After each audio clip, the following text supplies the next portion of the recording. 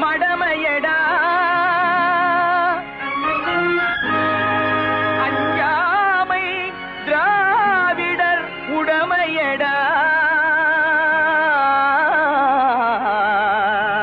அஞ்சாமை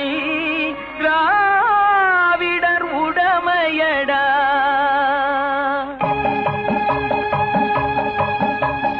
அச்சம் என்பது மடமையடா அஞ்சாமை திராவிடர் உடமையடா அச்சம் என்பது மடமையடா